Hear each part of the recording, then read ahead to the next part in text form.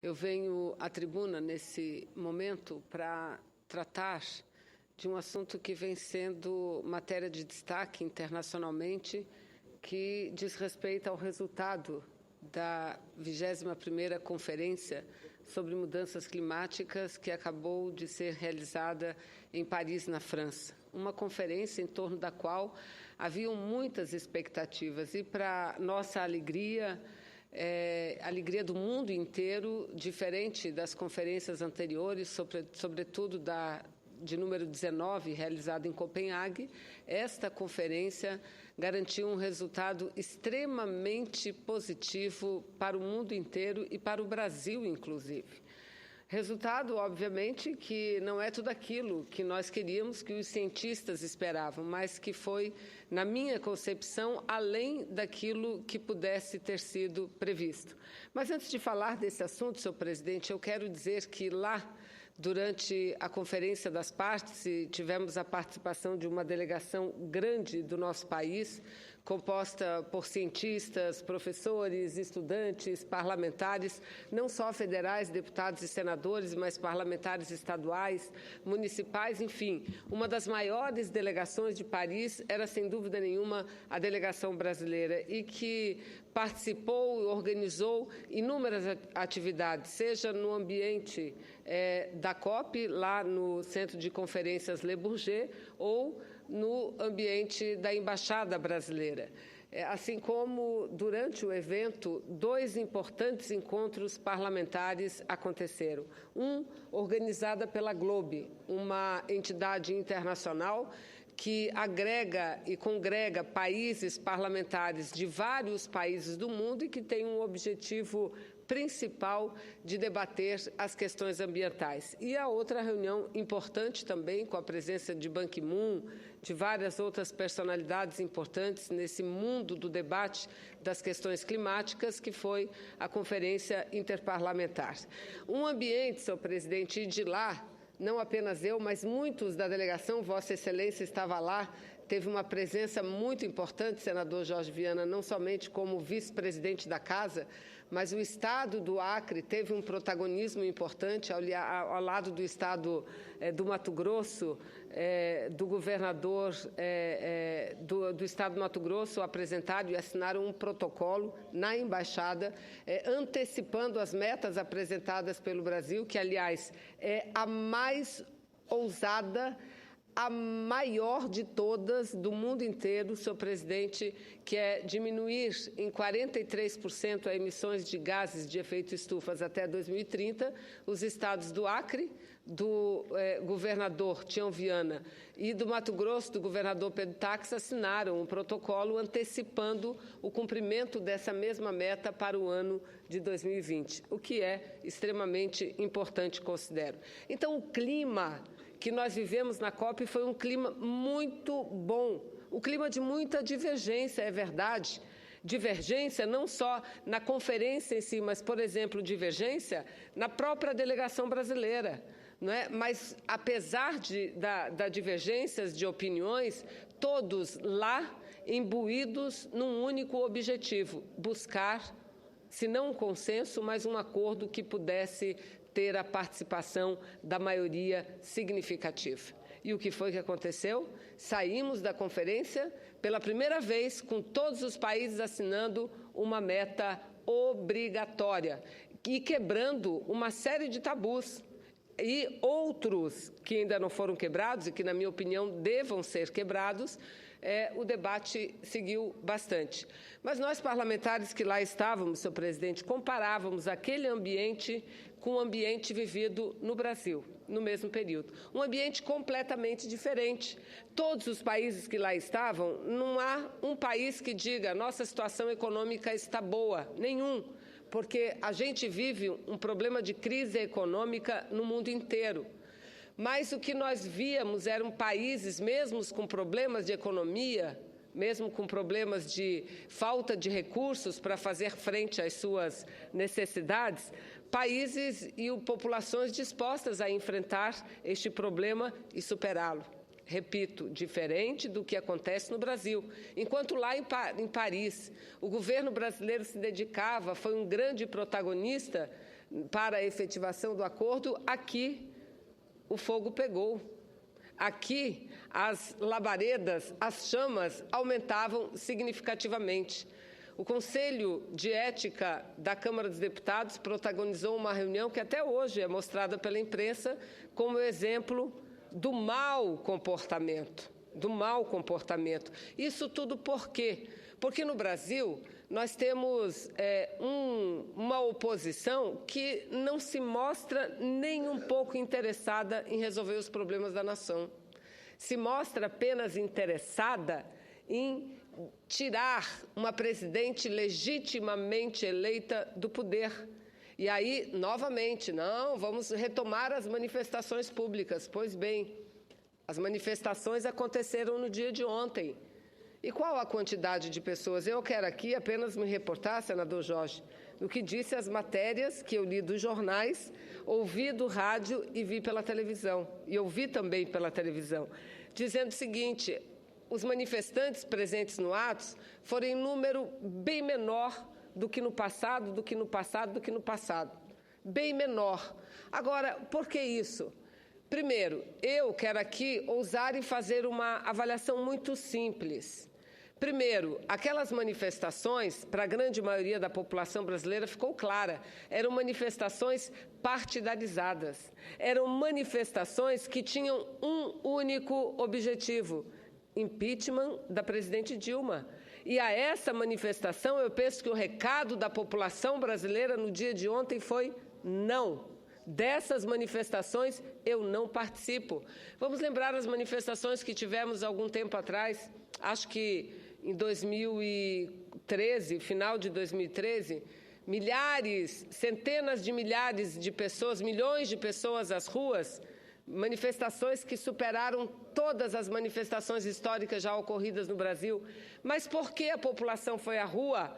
E grande parte, de forma espontânea, foi lá para lutar por um transporte coletivo de mais qualidade, foi lá para lutar pela melhoria na assistência à saúde do nosso país, foi lá para lutar por cidades melhores para se viver, ou seja, por questões objetivas. Ontem não. Ontem os bonecos da Fiesp se misturavam com bonecos que eu sei lá quem levou. Qual o partido que levou bonecos desrespeitosos, aliás, em relação ao ex-presidente Lula, à presidente Dilma. E, repito, o único objetivo era mobilizar o povo a favor do impeachment da presidente Dilma. Esses não devem estar satisfeitos no dia de hoje, nem um pouco, porque a sua intenção não foi consumada no dia de ontem. Um vexame.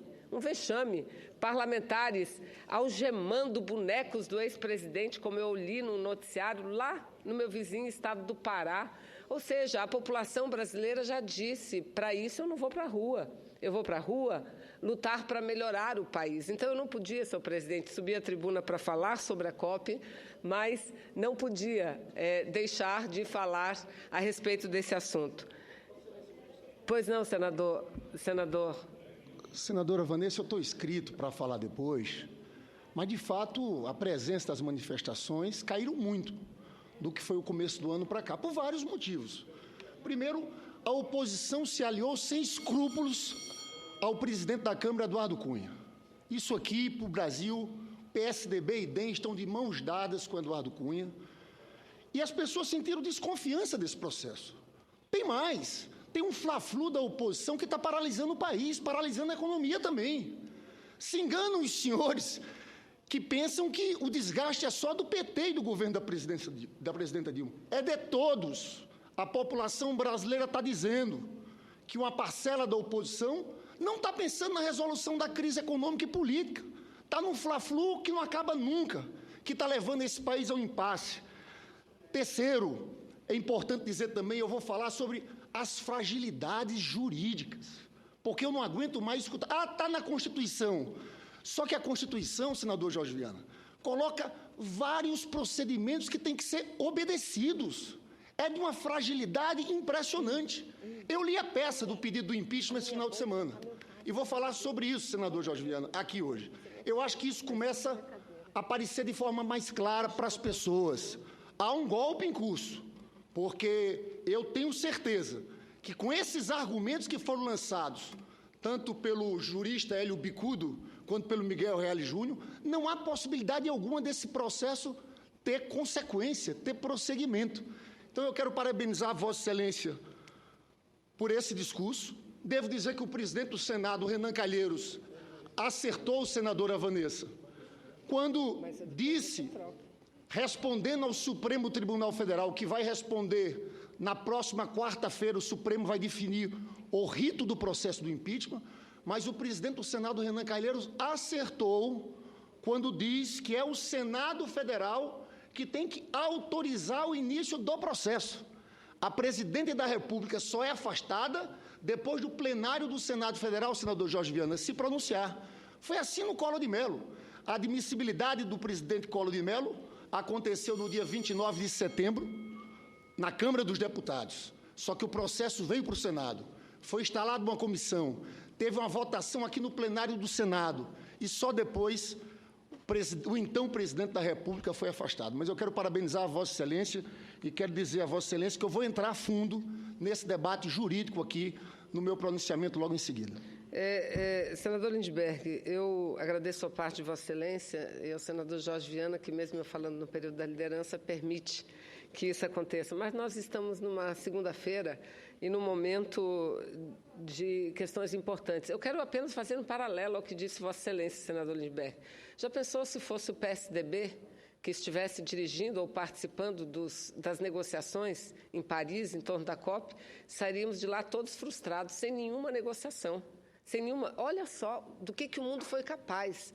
O mundo foi capaz de colocar numa mesma mesa países com interesses completamente opostos. E esses países protagonizaram, em nome, em benefício da humanidade, um acordo importante, um acordo significativo. Mas aqui no Brasil, senador Lindbergh, como disse Vossa Excelência, o PSDB, que é tudo que de mais retrógrado e atrasado pode ter, e, aliás, colocam a Dilma como numa televisão velha, como se ela fosse atrasada. Para mim, atrasado é quem constrói a estrutura de um Estado a serviço de uma minoria. Isso é atrasado. Esse é o conceito do que é atrasado. Então, um governo que não deixou com que nenhuma CPI funcionasse, um governo que não deixou com que o Ministério Público fosse independente, um governo que privatizou a preço de banana um grande patrimônio que hoje poderia estar ajudando o nosso processo de desenvolvimento de forma mais direta. Então, esse governo não é o governo moderno e nem essa é a política moderna. Então, veja, eles estão preocupados não com a população brasileira, não com o nível de desemprego. O que eles estão preocupados é em tirar a presidente Dilma no poder, e repito, não porque seja ela uma mulher, apesar de que acho que ela sofre muita discriminação pelo fato de ser mulher, mas tirá-la pelo que ela representa, pelo projeto que ela representa. E acho interessante, senador Lindbergh, senadora Gleisi, que aqui façamos de fato o debate sobre a questão técnica. Eu cheguei de viagem, mas não fiz outra coisa, não ler os noticiários. E veja, eu não vou citar qual é o jornal, mas tem um jornal no Brasil que desde ontem vem saindo com um editorial que eu considero desrespeitoso à presidente Dilma, um editorial que tomou posição. A manchete do editorial do dia de ontem era irresponsabilidade como método. A do dia de hoje, o vale tudo de Dilma. E critica o quê, senador Lindbergh? Critica o fato da presidenta Dilma estar reunindo um número importante de juristas,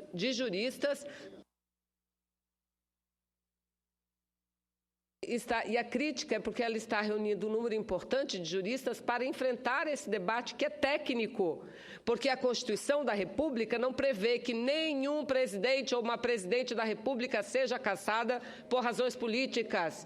Só podem ser cassadas quando houver crime de responsabilidade. E esse crime de responsabilidade tem que estar claro, o que não é o caso no dia de hoje. E é isso que os juristas estão tentando fazer. Pois bem, o editorial desse jornal tenta diminuir as conclusões desses juristas, diminuir. Veja o que diz um desses editoriais. Outro, aí eu abro aspas, que eu vou ler aqui, senador Jorge Viana, para poder concluir meu pronunciamento. Outro argumento criativo, segundo o editorial desse grande jornal do Brasil, outro argumento criativo foi apresentado pelo jurista Heleno Torres, aliás, de grande respeito, e que vem dando uma grande contribuição para o desenvolvimento do nosso país, sobretudo nessa questão tributária do contencioso. Diz o seguinte: outro argumento criativo foi apresentado pelo jurista Heleno Torres, para quem só será possível dizer se Dilma cometeu ou não um crime passível de impeachment quando suas contas forem julgadas pelo Congresso. Assim, por esse raciocínio, deve-se ignorar a contundente conclusão dos técnicos do Tribunal de Contas da União. Ora, veja, Tribunal de Contas da União não julga conta nenhuma, ele dá parecer prévio. Vossa Excelência me concede uma parte? A situação é mais grave ainda. Parecer prévio, senador, não julga nada, quem julga é o Congresso Nacional. Mas veja, Vossa Excelência, pois não, senador, a situação é mais grave ainda, porque está claro na Constituição que a presidente só pode ser julgado por atos do seu mandato. Nesse caso concreto, desse pedido do impeachment, só foi aceito a parte que fala de 2015. A parte de 2014, o presidente da Câmara, senador Jorge Viana, não aceitou. Então, veja, não foi nem apreciado pelo Tribunal de Contas da União. Nós nem encerramos o ano. É mais grave. Porque se fosse 2014, você podia dizer, o Tribunal de Contas, que Vossa Excelência tem razão, tem que ser votado pelo Congresso. Mas nós estamos falando do pedido concreto do impeachment 2015, um ano que não acabou ainda, né? Não foi julgado pelo Tribunal de Contas da União, nem pelo Congresso Nacional. Eu só queria fazer uma parte para mostrar como é grave esse problema na argumentação jurídica dos proponentes desse pedido do impeachment. Eu agradeço e dizer que lamento muito um jornal baixar ao nível que baixou o senador Jorge Viana. Porque não é um editorial, são editoriais sequentes e tentando desvalorizar, desqualificar teses juridicamente quase que perfeitas, eu diria. Juridicamente corretas, porque, veja, é a Constituição da República que diz: o Tribunal de Contas é um órgão auxiliar do Poder Legislativo. Por mais que as contas estejam erradas, eu não quero dizer do governo federal só, não. Vamos pegar as contas do governo de um Estado. Se o tribunal der o parecer contrário, mas a Assembleia Legislativa, no caso de conta de governador, rejeitar o parecer do tribunal, aprovar as contas, não há nenhum crime cometido. Porque quem julga não é o tribunal. E aí eles vêm dizendo isso, que foi criativo o doutor Heleno. O doutor Heleno está apenas interpretando a Constituição à luz da serenidade, tudo o que eles não estão fazendo nesse momento. Então, senhor presidente, eu quero lamentar muito que o clima no Brasil venha piorando. Espero que o dia de ontem tenha servido de sinalização, mas uma sinalização para a oposição, de que o que a população quer é sair da crise.